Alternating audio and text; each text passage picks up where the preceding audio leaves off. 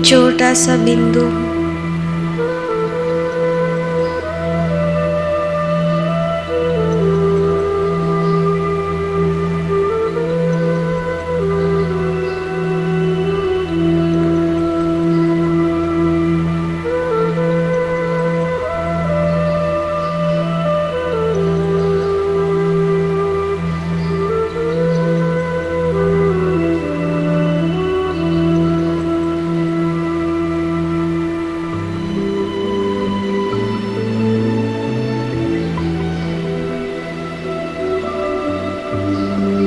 मेरा बाप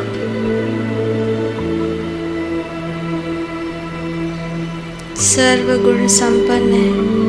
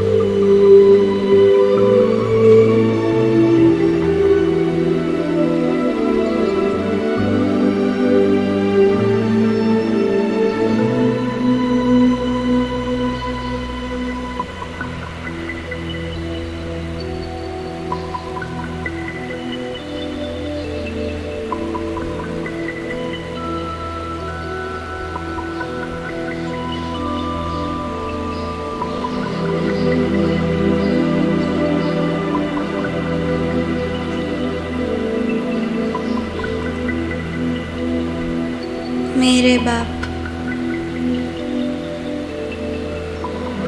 मेरे में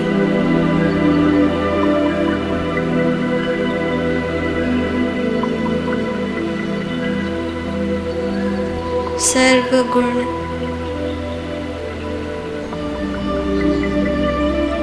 और सारी विशेषताएं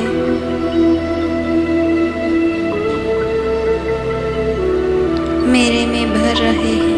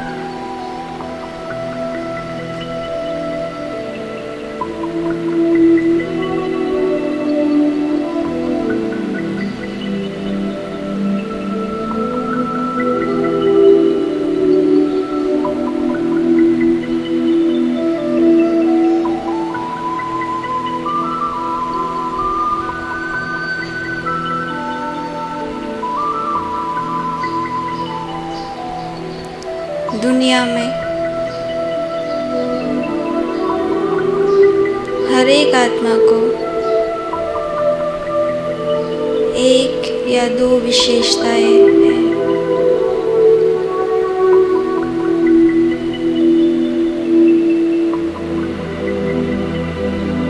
पर मैं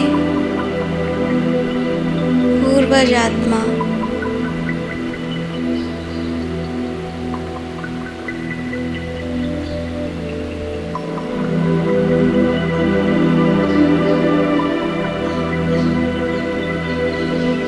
मेरे में सारी विशेषताएं फिर से भर रहे हैं।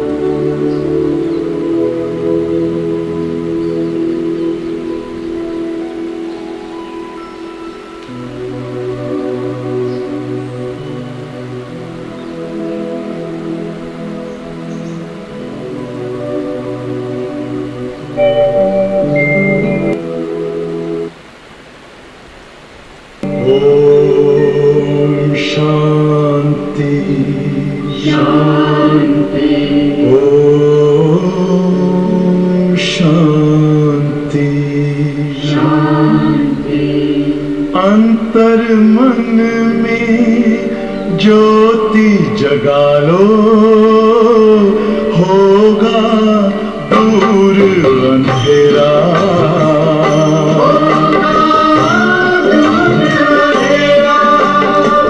शिव का कर लो ध्यान, आ रहा पावन पुण्य सवेरा।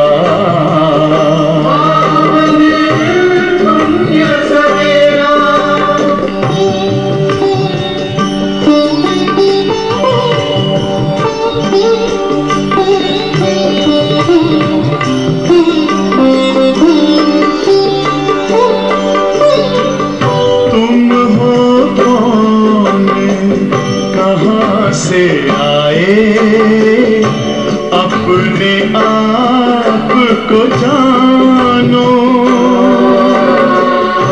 राजयोग के द्वारा अपना परम पिता पहचानो।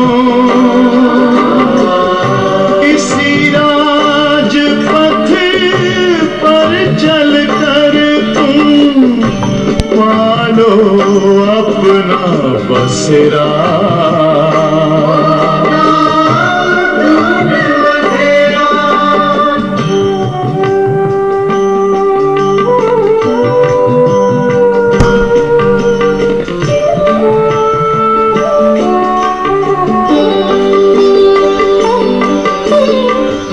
तुम हो आत्मा तन से न्यारे, परमात्मा को प्यारे। दिव्य गुणों को धारण करके योगी बनो दुलारे। ज्योति बिंदु ही तोड़ेगा ये माया मोह का घेरा।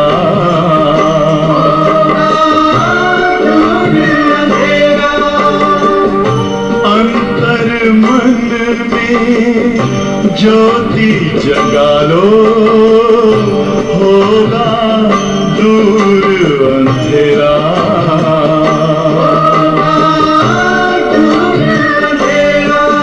ओम शांति, ओम शांति, ओम शांति।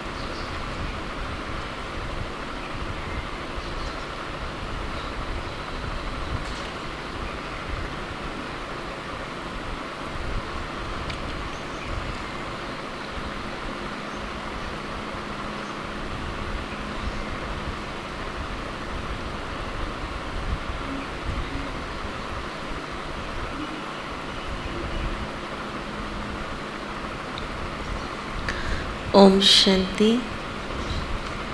आज बाबा की अव्यक्त मुरली है जो 92 में 2 मार्च की है, जो शिवरात्रि के दिन चली हुई है।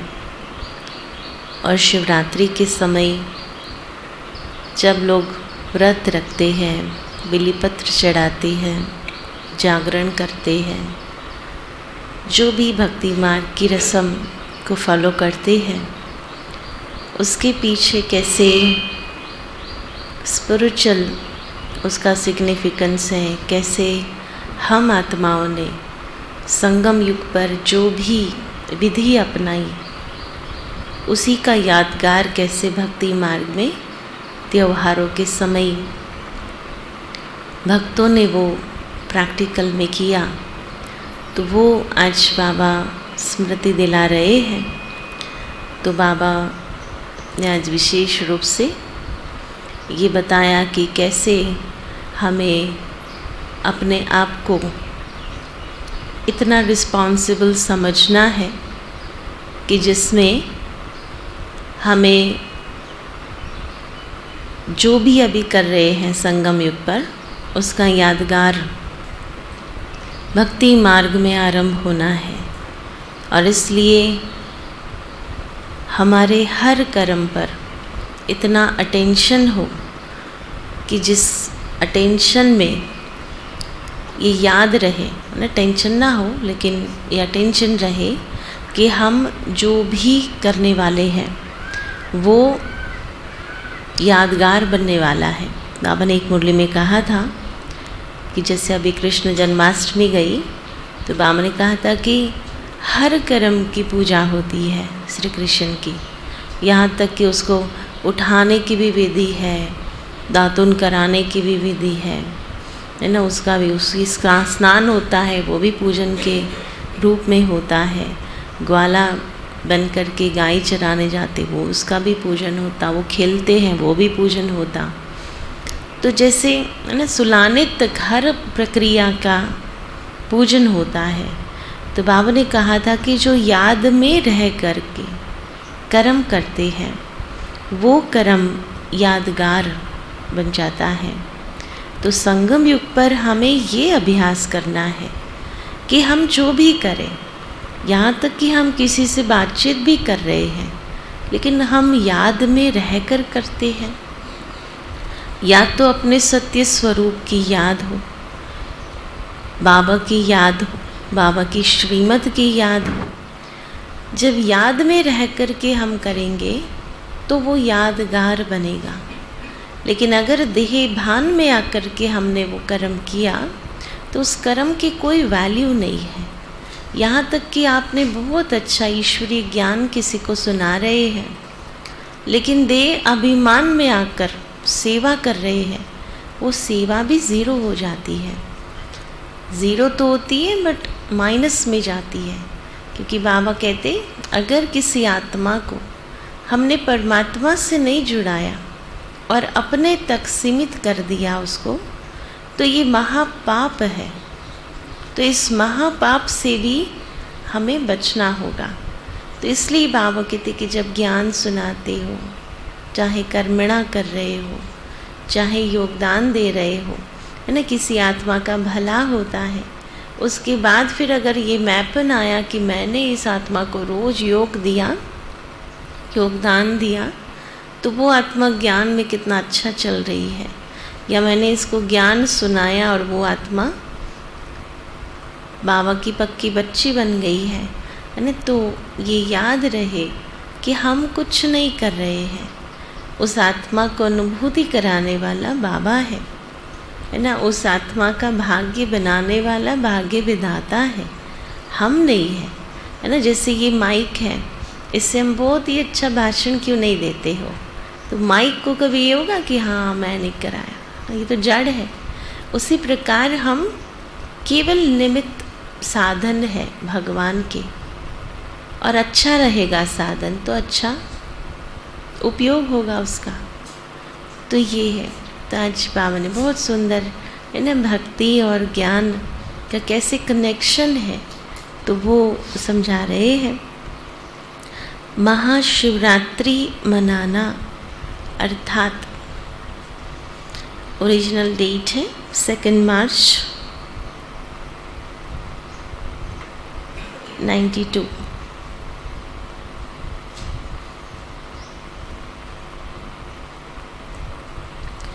टॉपिक है महाशिवरात्रि मनाना अर्थात प्रतिज्ञा करना, व्रत लेना और बलि चढ़ना,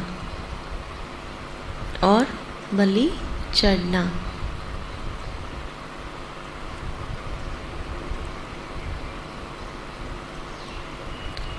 आज दिव्य महाज्योति बाप अपने ज्योति बिंदु बच्चों से मिल रहे हैं। बाप दादा भी महान ज्योति है और आप बच्चे भी महान ज्योति स्वरूप हो, है ना। ये हमारा सत्य स्वरूप है। तो ये महाज्योति देख पाते हैं स्वयं की, है ना। जब इतना स्पष्ट हम अपने आप को देखेंगे तब संसार, है ना, देखेगा। आई थिंक टेलीग्राम पर सुनाई नहीं देता है लोगों को, एक के बाद एक फ़ोन आ रहे हैं। तो अपने ज्योति बिंदु बच्चों से मिल रहे हैं। बाप दादा भी महान ज्योति है और आप बच्चे भी महान ज्योति स्वरूप हो। तो दिव्य ज्योति बाप दिव्य ज्योति आत्माओं से मिल रहे हैं। ये महान ज्योति कितनी प्यारी और न्यारी है ना। है ज्योति, है ना, इतनी प्यारी भी है लेकिन न्यारी भी है। बाप दादा हर एक के मस्तक के बीच चमकती हुई ज्योति को देख रहे हैं। कितना दिव्य और प्यारा नज़ारा है। चमकते हुए रूहानी सितारों का कितना अच्छा संगठन देख रहे हैं।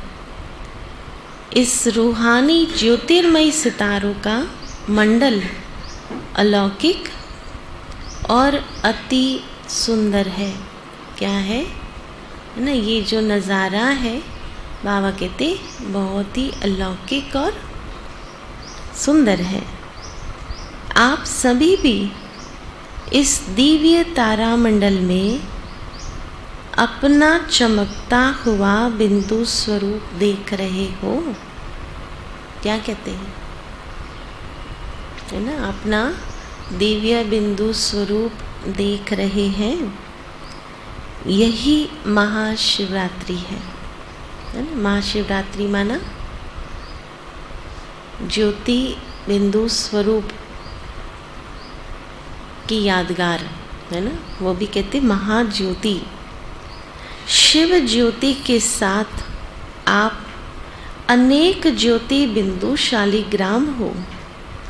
बाप भी महान, बच्चे भी महान है।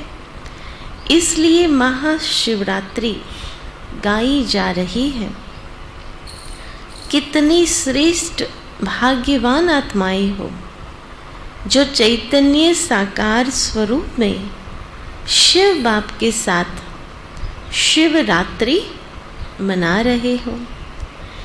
ऐसे कभी संकल्प में स्वप्न में भी नहीं सोचते थे कि ऐसी अलौकिक शिवरात्रि मनाने वाले हम शालिग्राम आत्माएं हैं, है ना। जहाँ बाप और बच्चे दोनों का जन्म दिवस मनाया जा रहा हो। तो बाबा कहते हैं आप सब चैतन्य रूप में मनाते हो, उसका ही यादगार अब भक्तों द्वारा जड़ चित्र में चैतन्य भावना से मनाने का देख रहे हो। सच्चे भक्त चित्र में भावना से भावना स्वरूप अनुभव करते और आप शालिग्राम आत्माएं सन्मुख मनाने वाली हो, है ना। वो शिवलिंग जो एक पत्थर की प्रतिमा है उसमें कितनी भावना से वो, है ना, उसको मानते हैं, पूछते हैं। और यहाँ बाबा कहते हम शालिग्राम आत्माएं सन्मुख मनाते हो। तो कितना भाग्य है, कितना भाग्य है। बाबा पूछते हैं पदम अरब खरब, यह भी आपके भाग्य के सामने कुछ भी नहीं है। इसलिए सभी बच्चे निश्चय से फलक से कहते हैं, हमने देखा हमने पाया, है ना, कितने प्यार से कहते हैं, हमने देखा हमने पाया। ये गीत सभी का है या कोई कोई का है? कि भी दादियों ने देखा पाया, हमने तो इन्हें नहीं देखा। तो बाबा कहते सभी का है, सभी गाते हो ना। वह यह गाते हो कि देख लेंगे पा लेंगे, पा लिया है या पाना है, क्या कहेंगे? कौन सा गीत गाते हैं? डबल विदेशी क्या समझते हैं? पा लिया है, बाप को देखा भी है ना, दिल से कहते हो कि बाप को देखा है पाया है। देखना और पाना तो क्या, लेकिन बाप को अपना बना लिया है। देखना पाना भी दूर की बात है ना, लेकिन बाबा को अपना बना लिया है। बाप आपका हो गया है ना। देखो, आपका बाप हो गया तब तो आपके कहने से बाप आ जाता है ना। कोई कब माने हमारा?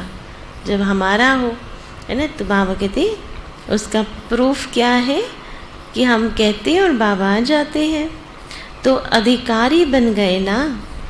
महाशिवरात्रि की क्या विशेषताएं हैं, है ना।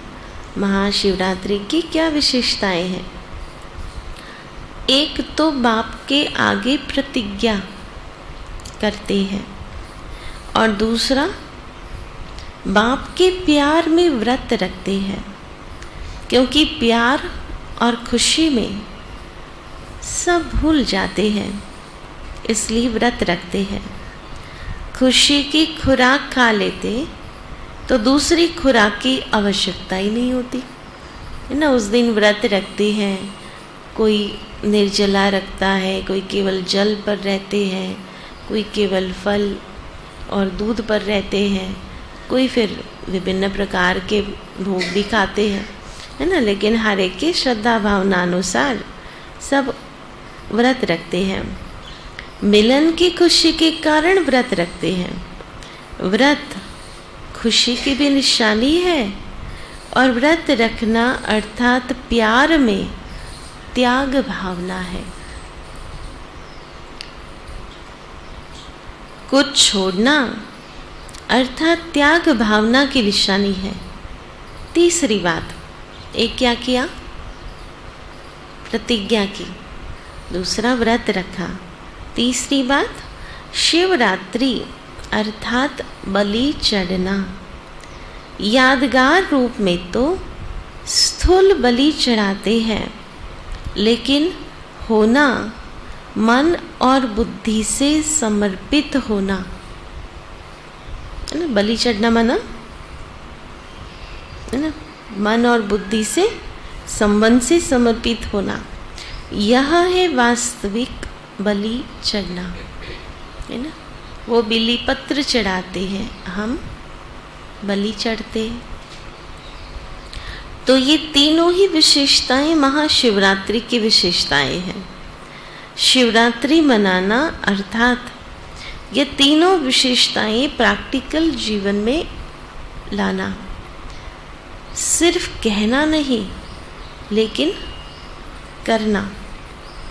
कहना और करना सदा समान हो।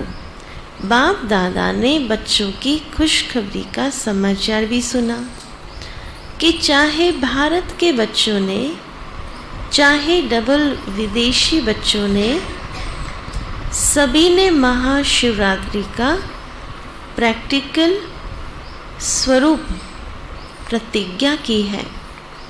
तो प्रतिज्ञा अर्थात कहना और करना दोनों समान। प्रतिज्ञा माना कहना और करना दोनों समान हो। बहुत अच्छी बात है। सभी ने पहले बाप दादा को सबसे बड़े से बड़ा बर्थडे का गिफ्ट प्रतिज्ञा अर्थात श्रेष्ठ संकल्प का दिया। तो बाप दादा भी सभी बच्चों के गिफ्ट की थैंक्स दे रहे हैं। गिफ्ट में दी हुई प्रतिज्ञा सदा स्मृति से समर्थ बनाती है ना। प्रतिज्ञाएं तो कितनी करते हैं, है ना, लेकिन बाबा कहते थे कि फाइल में रख तो नहीं दी, है ना। प्रतिज्ञा स्मृति में रखना ये बहुत इम्पोर्टेंट है। स्मृति में रही तो समर्थी आएगी। अब देखो, जब भी बहुत अच्छे अच्छे संकल्प करते हो, फिर उसको दोहराते हो, तो फिर वो करने का भी बल मिलता है उससे। लेकिन हमारे बुद्धि से ही निकल जाए कि हमने क्या तय किया, क्या प्रतिज्ञा की, तो वो फिर बल नहीं देता, माना सामर्थ्य नहीं देता। पहले से ही ये नहीं सोचो कि प्रतिज्ञा करते तो है, लेकिन पता नहीं चल सके या नहीं, निभा सके या नहीं निभा सकेंगे। ये सोचना अर्थात क्या? यह सोचना अर्थात कमजोरी का आवाहन करना। तो कमजोरी अर्थात माया को जब स्वयं ही आवाहन कर रहे हो, तो कमजोरी पहले ही तैयार रहती है आने के लिए, है ना। वो तो रेडी ही है, हमने आह्वान किया तो फट से आ जाएंगे। यह तो आप सबको निमंत्रण दे रहे हो ना। इसलिए कोई भी संकल्प व कर्म करते हो तो समर्थ स्थिति में स्थित हो, समर्थी से करो। कैसे करना है? समर्थ स्थिति में स्थित होकर करना है। कमजोर संकल्प मिक्स नहीं करो, कर सकेंगे नहीं कर सकेंगे। ये श्रेष्ठ संकल्प रखो कि हिम्मत हमारी, अटेंशन हमारा और मदद बाप की है ही है। इस विधि से प्रतिज्ञा प्रैक्टिकल में लाने में बहुत सहज अनुभव करेंगे। सदैव यह सोचो, अनेक कल्प की विजयी आत्मा मैं हूँ। क्या संकल्प रखो? अनेक कल्प की विजयी आत्मा मैं हूँ। विजय की खुशी, विजय का नशा शक्तिशाली बना देगा। विजयी आप ब्राह्मण आत्माओं के लिए सदा साथी बंदी हुई है, और कहाँ जाएंगी, है ना। विजयी हमारे साथ बंधी हुई है। सिवाय पांडवों के विजयी ने किसको साथ दिया है क्या? क्या कहेंगे? वही पांडव हो ना। जब बाप साथी है तो विजयी भी आपकी साथी है ना। कब विजयी साथी बनेगी? जब बाप साथी है। जब बाप साथी नहीं तो विजयी भी साथी नहीं। सदा अपने मस्तक पर विजयी का तिलक लगा हुआ ही है, यह देखो, है ना। उसका बहुत सुंदर अभ्यास है अमृत वेले, है ना। अमृत वेले सूक्ष्म वतन में जाओ, बाप दादा कैसे विजयी का तिलक रोज हमारे मस्तिष्क पर लगाते हैं, है ना। ये अनुभूति करो, फिर देखो सारा दिन कैसे हर कार्य में हमको विजयी मिलती है। तो बाबा साथ है, रोज बाबा हम बच्चों को वो तिलक लगाता है। तो वो विजयी का तिलक लगा हुआ देखो। जो प्रभु के गले का हार बन गए, उनकी हार कभी हो नहीं सकती, है ना। कितने सुंदर महावाक्य है ना। ऐसे ऐसे महावाक्य हमारे घर में प्रिंट करके रखने चाहिए, है ना। जो प्रभु के गले का हार बन गए, उनकी हार कभी हो नहीं सकती। संपूर्ण विजयी के रूप में अपना यादगार विजयी माला देख रहे हो ना। ऐसे तो गायन नहीं है ना, विजयी और हार माला है। नहीं, विजयी माला है ना। विजय की माला और हार माला ऐसा नहीं है ना, विजयी माला ही है। विजयी मणके तो आप हो ना, तो विजयी माला के मणके कभी हार नहीं खा सकते। हर एक ने जो संकल्प किया, बाप दादा ने सारी सीन देखी, अच्छे उमंग उत्साह से खुशी खुशी से प्रतिज्ञा ली है। और आप चैतन्य शालिग्रामों ने प्रतिज्ञा ली है, इसलिए तो भक्त भी उसका यादगार मनाते रहते हैं।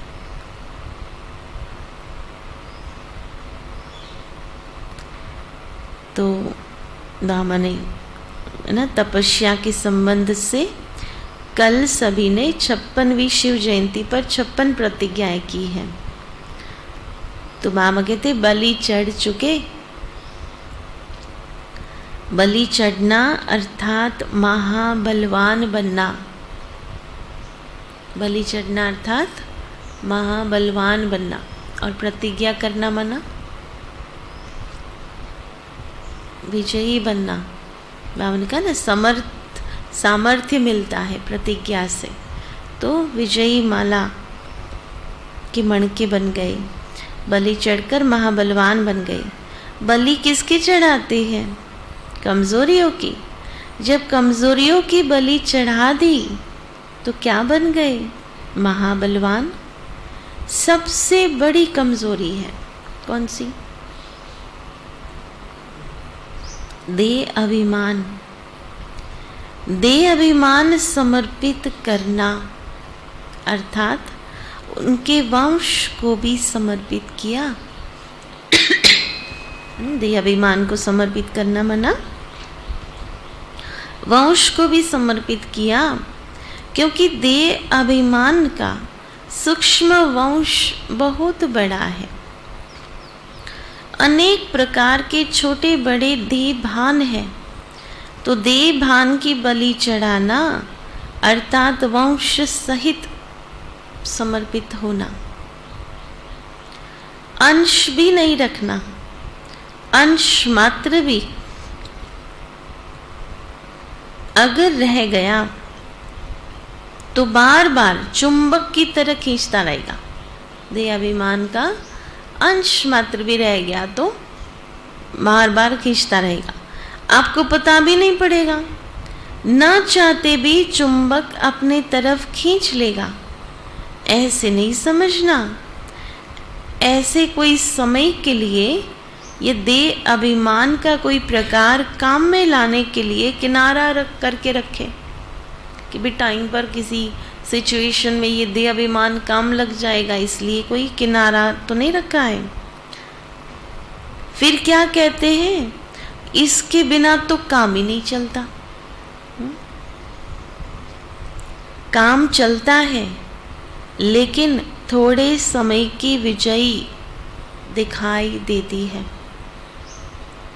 जैसे किसी ने कुछ कहा, आपके बारे में एक बात सुनाई और हमने उसको दिखा दिया 10 बातें सुनाकर, तो समझते हैं हम तो बहुत बलशाली है ना, बता दिया, उसको भी सुना दिया।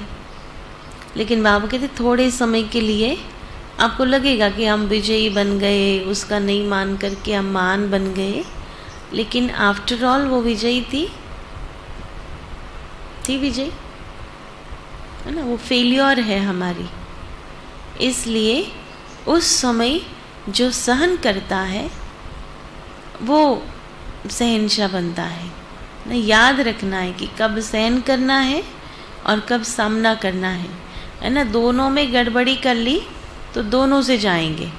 तो इसलिए कोई समझते हैं कि थोड़ा भी तो है ना, स्वमान को ही अभिमान के रूप में कहते हैं, भैया हमारा भी तो थोड़ा स्वमान है। ऐसे थोड़ी कि उसने जो कहा वो हम कर लेंगे, है ना। तो ये स्वमान नहीं है, ये देह अभिमान है। इसलिए बहुत ऑनेस्टली अपने आप को चेक करना पड़ता है कि वास्तव में ये स्वमान था या देह अभिमान था। स्वमान वाला उसकी निशानी क्या? नम्रता। ये सबसे पहली निशानी है स्वमान वाले की।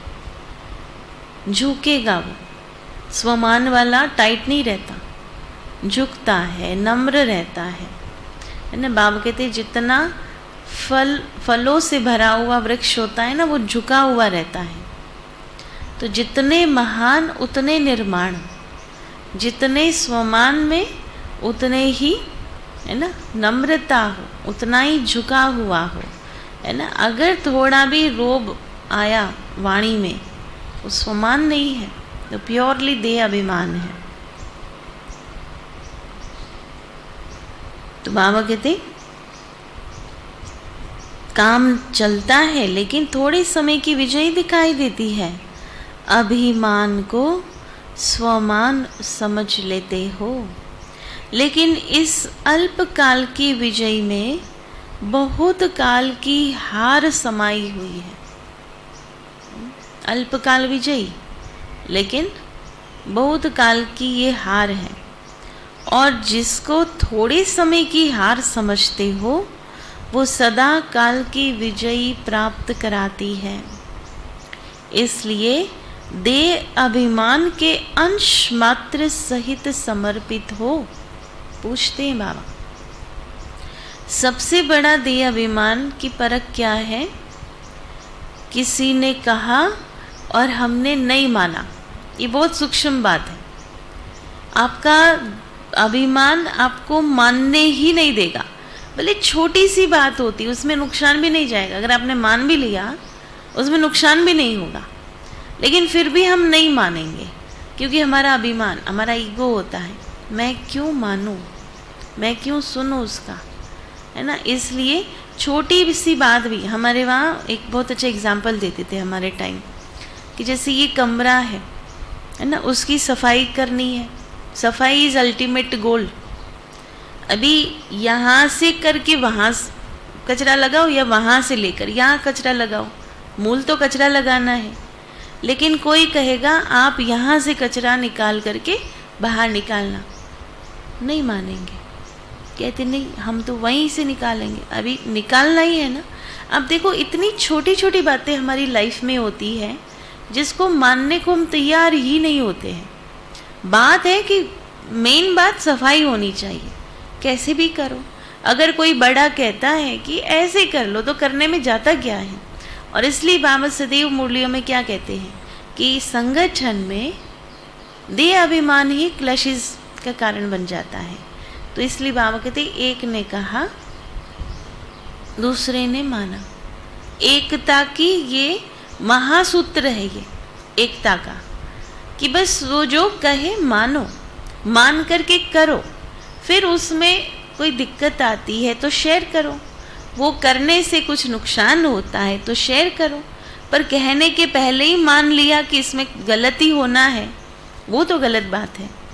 और इसलिए कोई अनुभवी कह रहा है, हमसे ज़्यादा अनुभवी है, वो कुछ कह रहा है तो करो, है ना। भगवान कह रहा है तो करो, क्योंकि भगवान है वो, उसको पता है क्या करना है क्या नहीं करना है। कई बार नहीं, बाबा के श्रीमत पर को भी हम चैलेंज कर लेते हैं। ऐसे थोड़ी समाज में रहकर कर पाएंगे। बाबा तो ऐसे ही ऊपर बैठे बैठे बोलता रहता है ना, वो प्रैक्टिकल नहीं है ना। बाबा मोस्ट प्रैक्टिकल है, ये मानकर चलो, है ना। हम इम्प्रैक्टिकल हो सकते, लेकिन वो बहुत ही, उसने जो भी हमको सलाह दी है बहुत प्रैक्टिकल की है। और जिसने करी उनका तो बेड़ा पार हो गया। जैसे बाबा कई बार नहीं मुरली में, साकार मुरली में बाबा कहता था कि अगर बच्चा नहीं मानता है पवित्र रहना, तो उसको कहो कि तुम अपना कमाओ और अपना करो, निकाल दो घर से बाहर। है प्रैक्टिकल बात। कहते ऐसे थोड़ी होता, ये तो बिल्कुल निर्दयी बनना, निर्मोही स्थिति है। लेकिन साकार बाबा ने किया, नारायण दादा को बोल दिया कि नहीं चलना है ज्ञान में, नहीं पवित्र रहना है तो जाओ अपना करो, निकाल दिया था यज्ञ से। तो आज विश्व महाराजन है ना। श्री नारायण का पद ऐसे ही थोड़ा मिला। तो कई बातें हमको लगता है कि ये प्रैक्टिकल ऐसे थोड़ी होती है, ये तो जैसे बिल्कुल स्वार्थीपना है, ये तो रिस्पॉन्सिबिलिटी से हटने की बातें हैं, है ना। हमको लगता है कि ऐसा नहीं हो सकता, लेकिन होता है। तो भगवान ने कहा, माना कहा, उसमें कल्याण है तब तो बोल रहा है वो, नहीं तो क्यों कहेगा हमको। और उसकी उसका ज्ञान ही किसी शास्त्रों में नहीं है, तो उसके मत हटके ही होंगे। जो समाज में कोई सोच भी नहीं सकता ऐसी मत दे करके, है ना, बाबा ने हम बच्चों को परिवर्तन किया है। तो ये है, तो अभिमान की परख ही ये है कि किसी ने कहा और हम नहीं मानते हैं। इसलिए देह अभिमान के अंश मात्र सहित समर्पित हो, इसको कहा जाता है शिव बाप के ऊपर बलि चढ़ना, अर्थात महाबलवान बनना। ऐसी शिवरात्रि मनाई है ना, ये व्रत धारण करना है। वे लोग तो स्थूल चीजों का व्रत रखते हैं, लेकिन आप क्या व्रत लेते हो? श्रेष्ठ वृत्ति द्वारा यह व्रत लेते हो कि सदा कमजोर वृत्ति को मिटाए, शुभ और श्रेष्ठ वृत्ति धारण करेंगे। जब वृत्ति में श्रेष्ठता है तो सृष्टि श्रेष्ठ ही नजर आएंगी, क्योंकि वृत्ति से दृष्टि और कृति का कनेक्शन है। कोई भी अच्छी व बुरी बात पहले वृत्ति में धारण होती है, फिर वाणी और कर्म में आती है। पहले कहाँ आया? है ना, वृत्ति में आया। वाणी में आने के बाद अगर कोई आपको कहे और हम अगर ये एक्सक्यूज़ देते हैं कि मेरे मन में ऐसा भाव नहीं था, वो 100% गलत है। वृत्ति में आने के बाद ही वाणी में आता है, एक्सीडेंटल वाणी निकलती नहीं है ना। वो अंदर वो बीज बो लिया है, इसलिए वो वाणी और कर्म के माध्यम से बाहर निकलता है। आपकी विशेष सेवा विश्व परिवर्तन की भी शुभ वृत्ति से है। वृत्ति से वाइब्रेशन वायुमंडल बनाते हो, तो श्रेष्ठ वृत्ति का यह व्रत धारण करना, यही शिवरात्रि मनाना है।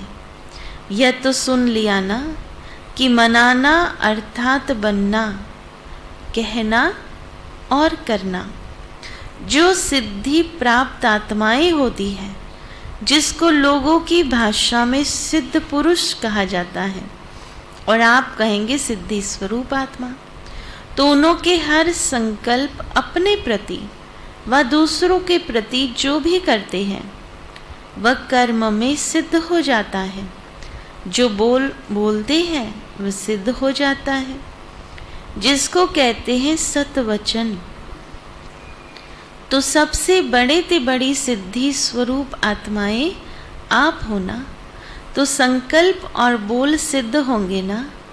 सिद्ध होना अर्थात सफल होना, प्रत्येक स्वरूप में आना, यह है सिद्ध होना। तो सदैव यह स्मृति में रखो कि हम सभी सिद्धि स्वरूप आत्माएं हैं। हम सिद्धि स्वरूप आत्माओं का हर संकल्प, हर बोल, हर कर्म स्वयं को व सर्व को सिद्धि प्राप्त होने वाला हो, व्यर्थ नहीं। कहा और किया तो सिद्ध हुआ, कहा सोचा और किया नहीं तो वह व्यर्थ हो गया। कहा सोचा और किया। कई ऐसे सोचते हैं कि हमारे संकल्प तो बहुत अच्छे चलते हैं, बहुत अच्छे अच्छे विचार उमंग में आते हैं अपने प्रति या सेवा के प्रति, लेकिन संकल्प तक ही रह जाते हैं, प्रैक्टिकल कर्म में स्वरूप में नहीं आते हैं। तो इसको क्या कहेंगे?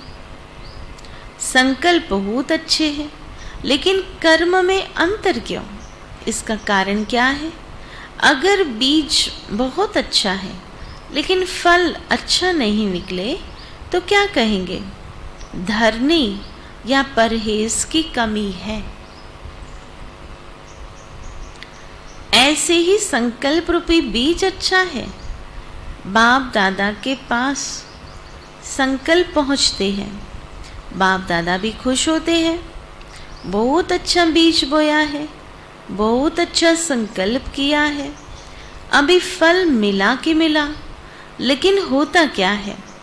दृढ़ धारणा की धरने की कमी, और बार बार अटेंशन की परहेज की कमी। कौन सी धरनी? दृढ़ धारणा की कमी और परहेज कौन सी? अटेंशन की। बाप दादा हंसी का खेल देखते रहते हैं। जैसे बच्चे लोग गैस का गुब्बारा उड़ाते हैं ना, बहुत अच्छी गैस भरकर उड़ाते हैं और खुश होते हैं।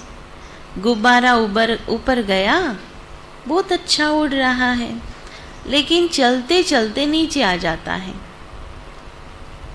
तो कभी भी पुरुषार्थ में निराश नहीं बनो। करना ही है, होना ही है, बनना ही है। विजयी माला मेरा ही यादगार है। निराश होकर यह नहीं सोचो अच्छा कर लेंगे, देख लेंगे। नहीं, कल तो क्या, अभी ही करना है। क्या करना है? अभी ही करना है।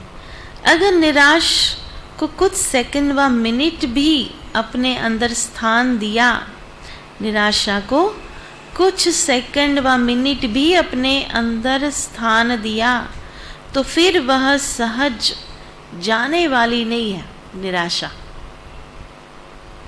उसको भी ब्राह्मण आत्माओं के पास बहुत मजा आता है। किसको? है ना, निराशा को। इसलिए निराश कभी नहीं बनो। अभिमान भी नहीं, निराशा भी नहीं। ब्राह्मणों के पास क्या नहीं होना चाहिए? है ना, अभिमान भी नहीं आना चाहिए और निराशा भी नहीं आनी चाहिए। कोई अभिमान में आ जाते हैं, कोई निराशा में आ जाते हैं। यह दोनों महाबलवान बनने नहीं देते। जहां अभिमान होता है उसकी निशानी क्या? वहां अपमान की फीलिंग भी ज्यादा आती है ना। एक शब्द भी उसको क्या सुना दिया, पूरा ही उसको इंसल्ट लगेगा, है ना, उसका दिमाग खराब हो जाएगा, है ना।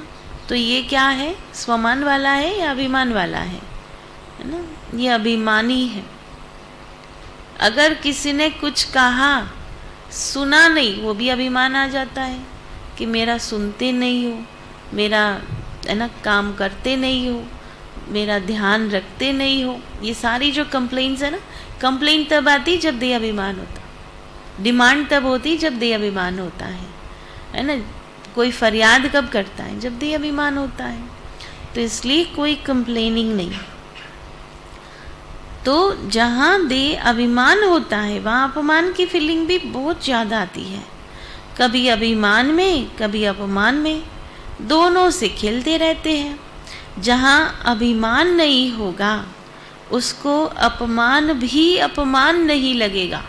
लिखो,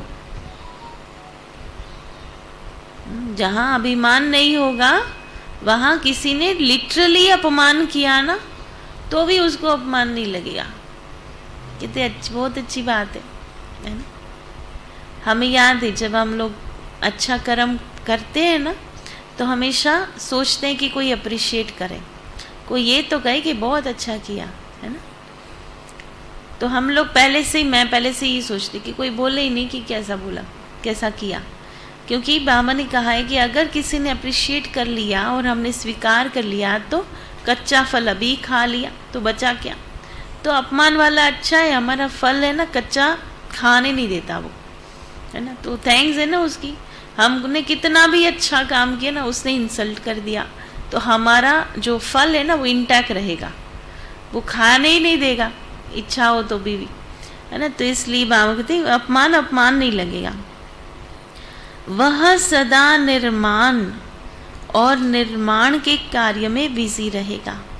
निर्माण इज कंस्ट्रक्टिव। तो एक तो निर्माण होगा, मतलब ह्यूमिलिटी होगी, हम्बलनेस होगी, और कंस्ट्रक्टिव कार्य में लगा रहेगा। किसी के अपमान से कोई फर्क नहीं पड़ेगा उसको। जो निर्माण होता है वही निर्माण कर सकता है। जो हम्बल होगा ना वही कंस्ट्रक्टिव कर सकता है। अभिमान वाला तो खंबे जैसा खड़ा रहेगा, कुछ काम थोड़ी कर पाएगा। कहते पहले ये करो फिर मैं करूँ, है ना, तो वो वही का वही रहेगा। और जो हम्बल होगा वो अपना काम करता रहेगा। तो शिवरात्रि मनाना अर्थात निर्माण करने के कर्तव्य में लगना, समझा। तो आज सभी अपने दिल पर श्रेष्ठ संकल्प की डोरी द्वारा विजय का झंडा लहराओ। क्या करो? दिल पर श्रेष्ठ संकल्प की डोरी द्वारा विजय का झंडा लहराओ। ये झंडा लहराना ब्राह्मणों की सेवा की रस्म है, विधि है, लेकिन साथ साथ सदा विजय का झंडा लहराता रहे। कभी भी दुख की बात होती है तो झंडा नीचे कर देते हैं। पता है ना किस झंडे की बात है?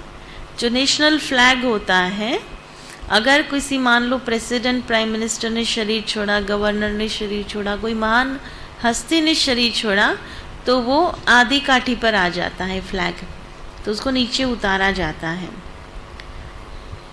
लेकिन आपका झंडा कभी नीचे नहीं हो सकता, सदा ऊंचा। तो ऐसा झंडा लहराएंगे ना। अच्छा, तपस्या वर्ष की रिजल्ट भी मिली। सभी ने अपना अपना जज बनकर अपने को नंबर दिया, अच्छा किया।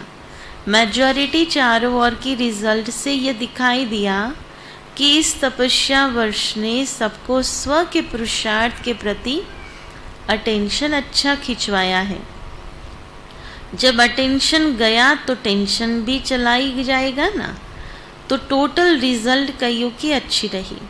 सेकंड नंबर मेजॉरिटी है, थर्ड भी है, लेकिन फर्स्ट और चौथा नंबर कम है। क्या? फर्स्ट और चौथा नंबर कम है, बाकी सेकंड और थर्ड ये मेजॉरिटी है। और बाप दादा एक बात पर विशेष खुश है कि सभी ने इस तपस्या वर्ष को महत्व दिया है, इसलिए पेपर आए हैं, लेकिन मेजॉरिटी अच्छे रूप से पास हो गए हैं। यह संकल्प जो रखा ना कि तपस्या करनी है, इस संकल्प की समर्थी ने सहयोग दिया, इसलिए रिजल्ट अच्छी है, खराब नहीं है, मुबारक हो। बाकी अब प्राइस तो दादियाँ देंगी।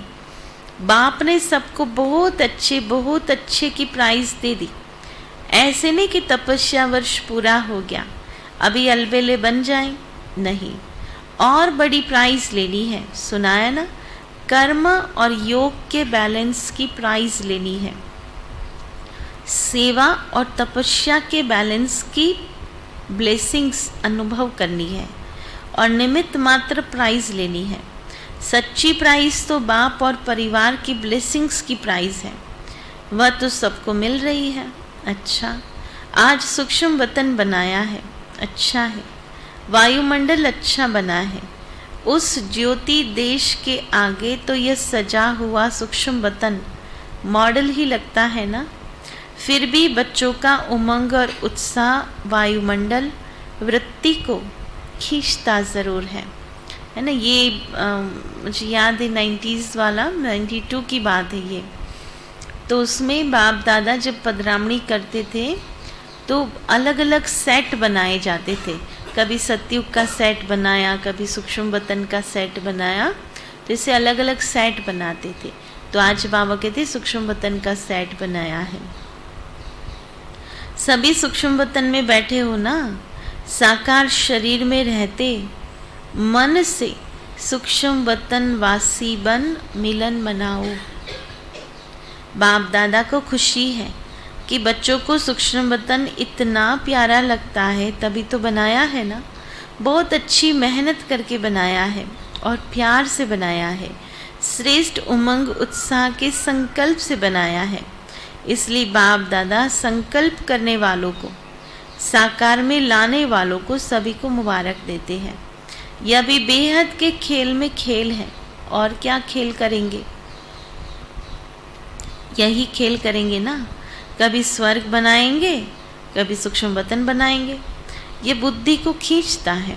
अच्छा, चारों ओर के सर्व ज्योति बिंदु शालिग्रामों को बाप के दिव्य जन्म व बच्चों के दिव्य जन्म की मुबारक हो।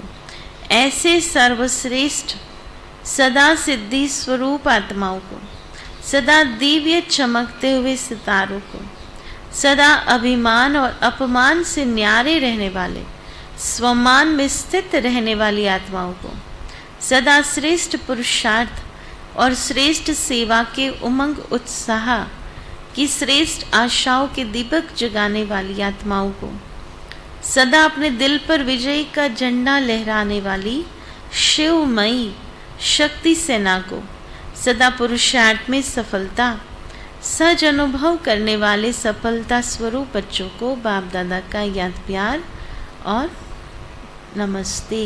रूहानी बच्चों की रूहानी बाप दादा को याद प्यार, गुड मॉर्निंग और नमस्ते। फिर लहराते हुए झंडे के साथ बाबा ने जो बधाइयाँ दी, सदा विश्व में बाप और विजयी बच्चों को यह सुख शांति देने वाला झंडा लहराता रहेगा। चारों ओर शिव बाप और शिव शक्तियों की रूहानी सेना का यह नाम बाला होता रहेगा। यह महान ऊंचा झंडा विश्व को सदा लहराता हुआ दिखाई देगा। यह अविनाशी झंडा अविनाशी बाप और अविनाशी श्रेष्ठ आत्माओं का यादगार है, जो सदा खुशी की लहरों से, खुशी का झंडा, बाप के नाम बाला करने का झंडा, बाप को प्रत्यक्ष करने का झंडा लहरा रहे हो, लहराते रहेंगे। ऐसे महाशिवरात्रि पर आप सभी बच्चों को और चारों ओर के सर्व ब्राह्मण विशेष आत्माओं को बहुत बहुत बर्थडे की मुबारक और याद प्यार। वरदान है, विशेषता के संस्कारों को अपनी नेचर बनाएं। विशेषता के संस्कारों को अपनी नेचर बनाएं। साधारणता को समाप्त करने वाले, साधारणता को समाप्त करने वाले मर्जीवा भव।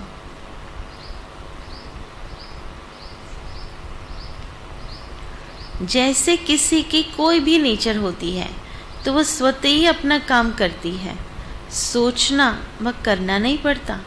ऐसे विशेषता के संस्कार भी नेचर बन जाएं और हर एक के मुख से, मन से यही निकले कि इस विशेष आत्मा की नेचर ही विशेषता की है। साधारण कर्म की समाप्ति हो जाए तब कहेंगे मर्जीवा। साधारणता से मर गए, विशेषता में जी रहे हैं। संकल्प में भी साधारणता न हो। स्लोगन है, समर्थ आत्मा वह है जो किसी न किसी विधि से, समर्थ आत्मा वह है जो किसी न किसी विधि से व्यर्थ को समाप्त कर दे।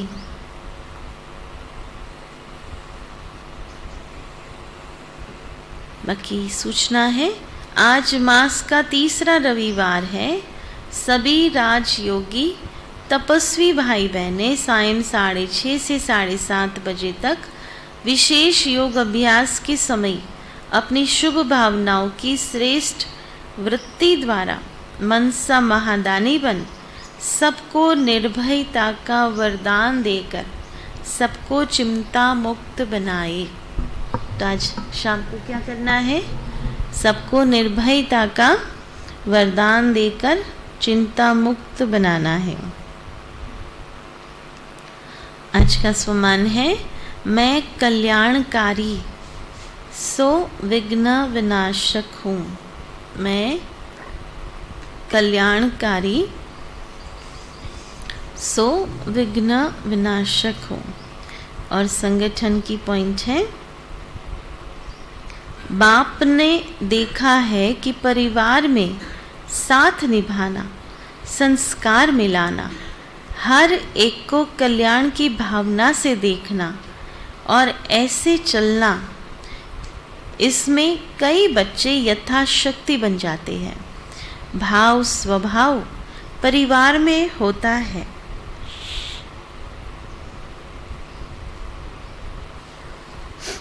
तो छोटी छोटी गलतियां भी होती है ना। परिवार में क्या क्या होता, भाव स्वभाव भी होता, तो छोटी छोटी गलतियां भी होती है, विघ्न भी आते हैं, वह परिवार के संबंध में ही आते हैं। तो सबसे आवश्यक है इस परिवार के संबंध में पास होना, है ना। तो छोटी छोटी बातें भी हमारे परिवार में ना हो, न विघ्न न भाव स्वभाव हमें एक दूसरे से अलग करे, है ना। बहुत चैलेंजिंग होता है ये, और इसलिए ये याद रहे। जैसे अपने ब्लड कनेक्शन होता है उसमें ये बातें काफ़ी कम होती हैं, क्योंकि मानते ना मेरी बहन है, मेरा भाई है, उसका चला भी लेंगे, है ना। सामने वाला चिल्लाया तो भी शांत रहेंगे, क्योंकि मेरी बहन है या मेरा भाई है, मेरी माँ है। लेकिन कोई और बोलता है तो, है ना, वो नहीं होता। तो ये ब्राह्मण परिवार है हमारा, इसलिए इस परिवार में कोई कुछ भी करता है, लेकिन वो भाव स्वभाव हमारे संबंधों में, है ना, ऑब्स्टिकल ना बने, ये बात याद रखनी है। तो वो श्रेष्ठ भाव आपस में ज़रूर बना कर रखना है। बाकी तो हमने पहले भी अनाउंस किया था, आने वाला जो वीकेंड है सैटरडे संडे 27-28 वो स्टैच्यू ऑफ यूनिटी, और वहाँ एक बहुत अच्छा फॉल्स है, उसका नाम हमेशा भूल जाती हूँ, झेरवानी फॉल्स है। गूगल पर बहुत अच्छे उसके पिक्स भी डाले हुए हैं। तो हम बहुत सारा कोशिश किया कि स्टैच्यू ऑफ यूनिटी, झेरवानी फॉल्स और पोइचा सब कवर करने जाए, पर बहुत दौड़ा भागी और कोई सेटिंग नहीं हो रही थी। तो अभी यही तय किया है कि हम केवल स्टैच्यू ऑफ यूनिटी और झेरवानी फॉल्स दूसरे दिन झेरवानी फॉल्स पर होंगे। बहुत सुंदर अभी का वातावरण है, तो जिसको भी आना हो वो आज रात्रि तक ही बता देवे, क्योंकि काफ़ी समय से अनाउंसमेंट चल रही है। और आज रात्रि तक अगर संख्या नहीं होती है कम से कम 35 की, तो ये ट्रिप कैंसिल करेंगे। तो इसलिए जिनको भी चलना हो वो आज रात तक मेरे को व्हाट्सएप करके या फ़ोन करके भी बता दे कि हम लोग आएंगे। और मैंने पहले भी लिखा था कि 2 दिन का जो ट्रिप और भोजन और सेंटर पर सहयोग और वो सब गिन करके अभी हम 3000 फाइनल किया है। फिर हिसाब करके जो एक्सेस होगा वो अमाउंट वापस भी दिया जाएगा। लेकिन अभी फ़िलहाल क्योंकि उस समय हम कलेक्ट करें वो फिर ठीक नहीं होगा, तो इसलिए अभी तक हमारा जो अमाउंट हमने लमसम रखा है उसका 3000 होता है। तो फिर जो भी जैसे बताया कि एक्सेस होगा तो नेचुरली वापस होगा। कहाँ क्या फ़ीस है हमको पता नहीं है, गूगल पर फ़ीस फाइंड की है, लेकिन वो फिर प्रैक्टिकली क्या होगा वो भी हमको नहीं पता। वो कार फ़ीस लिखते हैं, हम बस में होंगे, बस की फ़ीस कुछ और होंगी पार्किंग की। तो वो सब parking, toll tax, entrance fees, ride fees जो भी होगा वो फिर हम लास्ट में काउंट करके उसका वापस कर लेंगे। बाकी बस का जो किलोमीटर टू किलोमीटर और अकोमोडेशन और भोजन ये सब का पर डे 1000 गिन लिया है, तो वो 2000 फाइनल है। लेकिन 1000 जो हम एक्सेस ले रहे हैं वो फिर जो भी प्रैक्टिकल खर्चा होगा उसको देख करके किया जाएगा। तो आज रात्रि तक आप ज़रूर से बता देवे, तो फिर पता चले कि आगे हमको ये ट्रिप करनी है या नहीं करनी है। ठीक है, ओम शांति। बाकी कल का चिंतन हमारे ज्योतिबेन सुनाएंगे।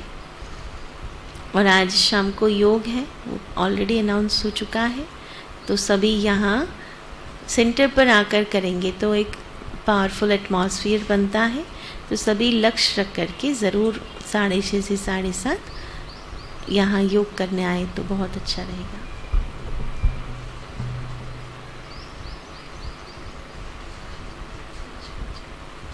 आज का चिंतन रहेगा अभिमान और स्वमान का डिफरेंस। दोनों की निशानियाँ आपको बतानी है। अभिमान वाला क्या करेगा और स्वमान वाला क्या करेगा अलग अलग सिचुएशंस में।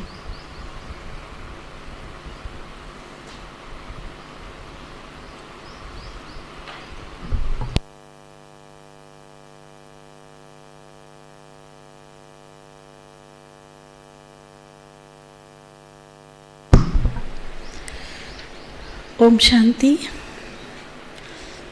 जो कल के लिए कल जो चिंतन का जो विषय दिया गया, एक्चुअली ये हमारा प्रैक्टिकल लाइफ है।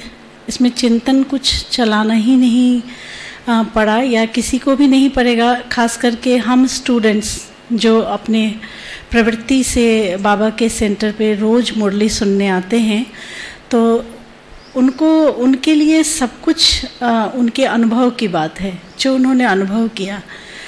जैसे चिंतन का पॉइंट ये था कि मुरली क्लास में रोज़ आने से क्या फ़ायदे होते हैं और उसका क्या महत्व होता है। तो बाबा कहता है कि हमारा जो सेंटर्स है, ये सेंटर मिनी मधुबन है हम सब के लिए। तो हम सबको अगर मधुबन जाने का चांस मिलता है तो कोई भी गंवाना चाहता है? हर संभव हम कोशिश करते हैं मधुबन जाने का। तो इस मिनी मधुबन में हर रोज़ आने का जो अपना जो चांस हम सबका है, उसको हमने अपने 15 वर्षों के ज्ञान काल में, सिवाय कि मैं ट्रैवल कर रही होती हूँ, ऐसा कभी नहीं हुआ है कि हमने मुरली मिस किया, या कभी ऐसा शरीर की अवस्था ऐसी हो तो कभी सेंटर पे जाके मुरली नहीं सुना हो, एक्सेप्ट वो कोविड काल जो था। क्योंकि कोविड काल में बहुत दिन तक हम सब तड़पते रहे जो रोज़ मुरली सुनने सेंटर पे आते हैं। ऑनलाइन मुरली सुनने और सेंटर पे सुनने में काफ़ी अंतर है। ये आनंद वही जानते हैं जो हर रोज़ मुरली यहाँ सुनने आते हैं। क्योंकि हमारे हर कदम में पदम का मतलब एक मतलब मैं ऐसा समझती हूँ कि हम जितना ज़मीन नापते हैं ना, जितना कदम चल के हम बाबा के स्थान तक पहुँचते हैं ना, उतना हमारा भाग्य जमा होता है। पुण्य जमा करने का ये एक बहुत ही अच्छा अवसर होता है। बाकी कुछ पॉइंट्स मैं लिख रही थी जो हम सब महसूस करते होंगे कि हमारा जो सेंटर है वो एक ऐसा चार्ज्ड प्लेस होता है जहाँ पर जैसे होता है ना कि जैसे ही आप भट्टी के आसपास भी जाइए तो वहाँ की तपिश को हम महसूस कर लेते हैं। वैसे ही आप जब सेंटर के आसपास, उस कैंपस के आसपास भी आ पाइए तो आपको एक आपकी फीलिंग चेंज होने लगती है। तो ये वो स्थान होता है जहाँ संगठन में हम अपने घर में एक होते हैं जो बाबा को याद करते हैं, या दो होते हैं, कोई दो ज्ञान में चलते हैं जो बाबा को याद करते हैं। तब तो हमारा घर अन्य साधारण अज्ञानियों के घर से अलग होता है ना। कोई भी आता है तो बोलता है आपके घर में बहुत अच्छा लगता है। तो सेंटर वो स्थान है जहाँ पे इतने सारे बाबा के समर्पित बच्चे, बाल ब्रह्मचारी इस जन्म के, वो सब रहते हैं और उनके पास दिन रात बाबा की याद और सेवाओं के सिवाय उनके पास और कोई भी दूसरा कुछ है ही नहीं। तो इस भट्टी में जब हम आते हैं तो सब कुछ बदलने लगता है। एक और फ़ायदा ये होता है कि अगर किसी दिन किसी भी कारण से, किसी बात से अगर आपके मन की अवस्था ऊपर नीचे भी हो, तो जब आप जैसे ही बाबा के घर में आते हैं तो मन ठीक होने लगता है, अपने आप ऑटोमेटिक रूप से ठीक होने लगता है। ऐसा मेरा अनुभव है कि कुछ ऐसी बातें होती हैं, हम संपूर्ण तो बने नहीं हैं, जो इफ़ेक्ट डाल देती हैं। तो उस इफ़ेक्ट से बिल्कुल ही हम अपने आप कुछ करना ही नहीं पड़ता है। सेंटर आने पर वो अपने आप ही हो जाता है। एक और बात जो मैं महसूस करती हूँ, क्यों मैं सेंटर की इतनी दीवानी हूँ और सेंटर पे क्लास क्यों करना चाहती हूँ हर रोज़, ठीक 7 बजे जब ये गीत बजता है ना, अंतर्मन में ज्योति जगा लो, तो ऐसा लगता है संदली पर जो भी निमित्त बैठते हैं, ऐसा लगता है जैसे बाबा की प्रवेशता होती है। बाबा अपने नियत समय पर क्योंकि बाबा सिर्फ मधुबन से तो नहीं बंधा हुआ, जहाँ जहाँ उसके बच्चे हैं हर किसी से बाबा बंधा हुआ है। और जैसे ही वो गीत बजता है तो एक पावर, एक अंदर जो निमित्त आत्मा होती है ना, उसके अंदर जो बदलाव होता है उसको उधर चेयर पर बैठी हुई आत्मा महसूस करने लगती है ना। वो एक फोर्स होता है, जिस फोर्स के लिए अगर हम ट्रांसपेरेंसी से बैठते हैं तो हम उस फोर्स को महसूस करने लगते हैं, और सेंटर पर आने से ही वो दृष्टि हमें मिलती है ना। दृष्टि हम सब आज 2017 के बाद से हम सब बाबा से मिलन तो करते हैं, पर अपने खुद अनुभव से करते हैं। हम अव्यक्त मिलन करने अभी भी जाते हैं। और बाबा जब साकार में आते थे दादी जी के तन में, तब में और अब में अंतर तो हम नहीं कहेंगे, बाबा तो वही है, सब कुछ वही है, लेकिन फिर भी तो साकार के द्वारा यहाँ आके जब हम दृष्टि लेते हैं तो जो पावर, मतलब आत्मा में अगर कुछ मैल कभी चढ़ भी जाती है तो आत्मा का शुद्धिकरण होने लगता है। ऐसा मैं हमेशा महसूस करती हूँ। साथ में अगर जैसे यहाँ जब हम आते हैं तो हमारा अपना बल अगर कम भी होता है तो संगठन का बल काम करता है। हम संगठित रूप से उस फोर्स को महसूस करते हैं।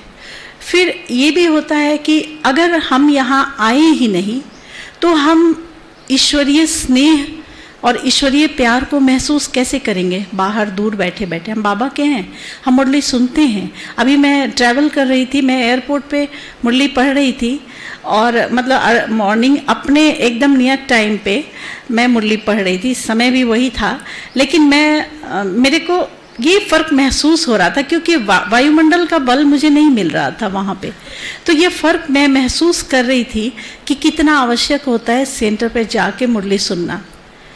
फिर जैसे आज एक उदाहरण देती हूँ, मैं उधर से आ रही थी पैदल पैदल, तो मुझे रास्ते में वंदना बहन मिली, वो ऑटो से आ रही थी। एकदम से पीछे से ही उन्होंने देखा होगा मुझे, एकदम से ऑटो रोका, मुझे बिठाया, माता जी को बिठाया, है ना, और फिर हम यहाँ आए। ये स्नेह कैसे मिलता? मैं यहाँ आती नहीं, वो मुझे पहचानते नहीं, और ये प्यार बढ़ता नहीं, ये प्यार बनता नहीं। तो ये कितना बड़ा एक बल है।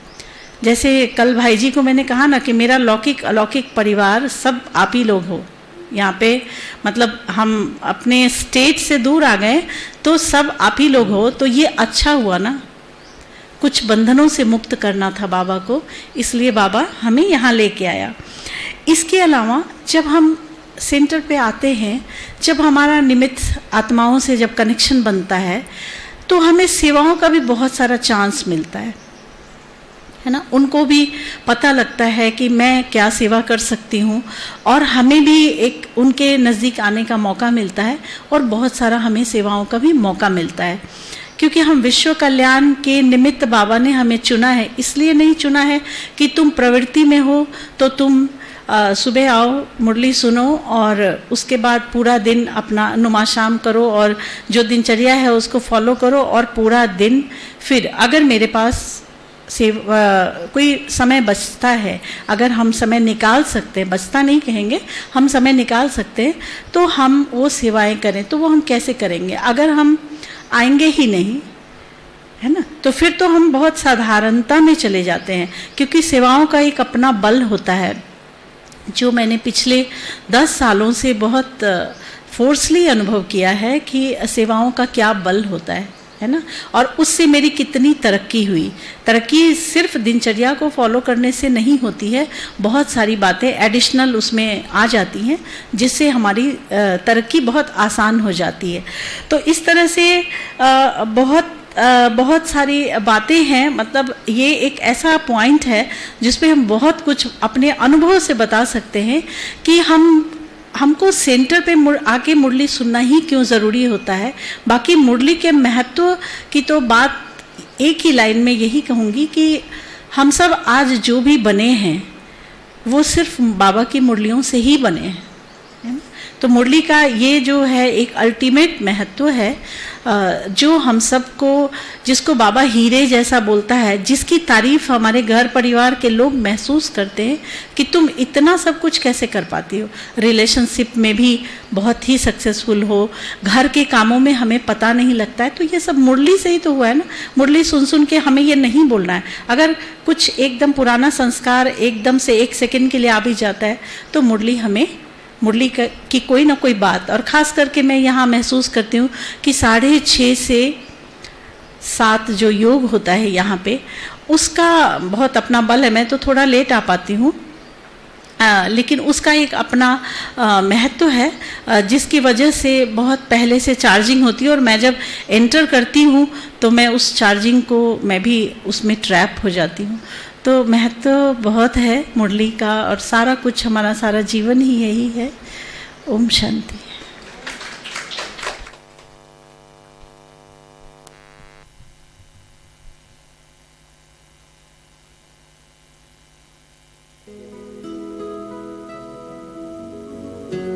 हर कोई आता है, आके चला जाता है, कोई न ठहरा यहाँ, ना ठहर पाता है।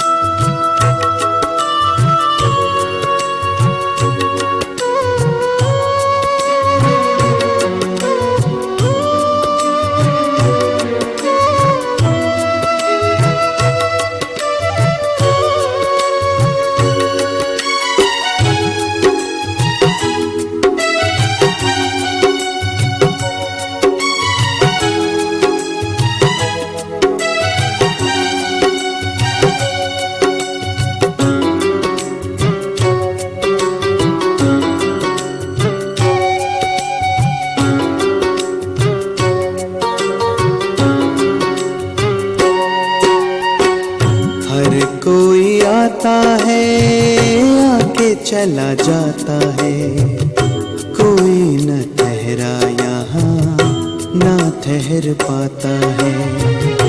हर कोई आता है, आके चला जाता है, कोई न ठहरा यहाँ, ना ठहर पाता है। ईश्वर के बंदे कर ले ईश्वर की आराधना, पुण्य की पूंजी भर ले, बाद में न पछताना। हर कोई आता है, आके चला जाता है, कोई न ठहरा